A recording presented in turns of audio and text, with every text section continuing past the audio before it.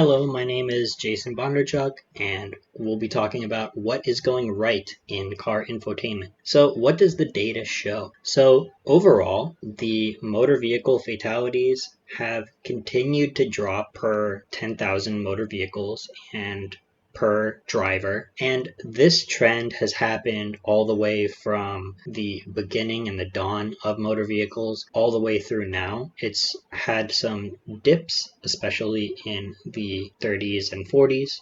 But even with the mandate of seat belts and airbags and other safety features, there were not, and laws as well, there were not any huge dips that go up in the fatalities. So all the way until now, the safety has basically been going up, right? The fatalities have been going down. So when we're talking about car infotainment, one of the biggest issues is distracted driving. And what does the data say? Well, ultimately, the data has barely changed in the past 10, 15 years, right? So Forbes reports that since 2016, fatal distracted driving crashes have decreased by 1%. So 1% of the 8 or so percent that all car accidents, all fatal accidents, that's definitely not nothing. But when we compare this to driving while impaired, so driving while impaired under the influence of alcohol or anything really, that's 30% of all fatal accidents, whereas, right, 8% when we're talking about 8 or 9% when we're talking about distracted driving. And a difference of 1% is not nothing, but it's very small, and we've seen in history that the dips can go above this in the overall rate of fatal accident. So it's hard to say how powerful car infotainment and the technologies behind it and all of the socio-technical implications that we've been talking about, just how big this plays in the overall risk of fatal accidents. So why is this a good thing? Well, ultimately, in our new age where we have so many screens in front of us, it's either a net positive or a slight reduction. So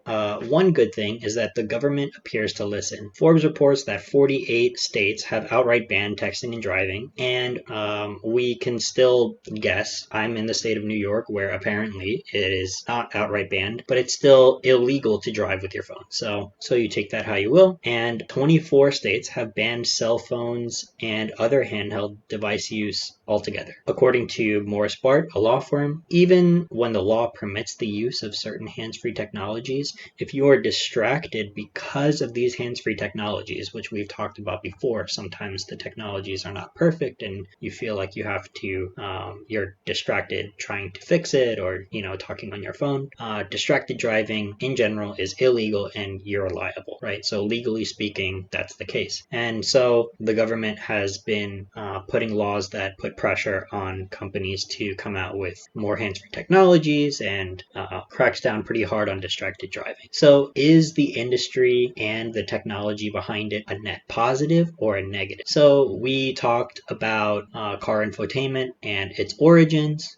We talked about hazards. We talked about socio-technical impact and hazard mitigation. We identified that there are hazards like distracted driving, user experience being just as bad as older technologies or worse when it comes to digital and touchscreen versus buttons and knobs, right? And we have shown that drivers and the industry continues to push for cars with more technological advancements, and that the government is constantly regulating these technologies. There is room for improvement in safety amongst everything, but it's an ongoing process. So in the data, the distracting technologies increase risk of accidents, but then there are laws and hands-free technologies that at least to some degree reduce this, and the overall trends in vehicle deaths per capita is consistently falling even now as technology continues to go on. As time continues, we observe a cat and mouse game of technology and the abuse of this technology, followed by the elimination of this abuse with laws and more technology around this. So we're likely to see small jumps up and down, but overall we might see potentially a continuing trend for a safer driving environment with technology to guide us in the realm of car infotainment.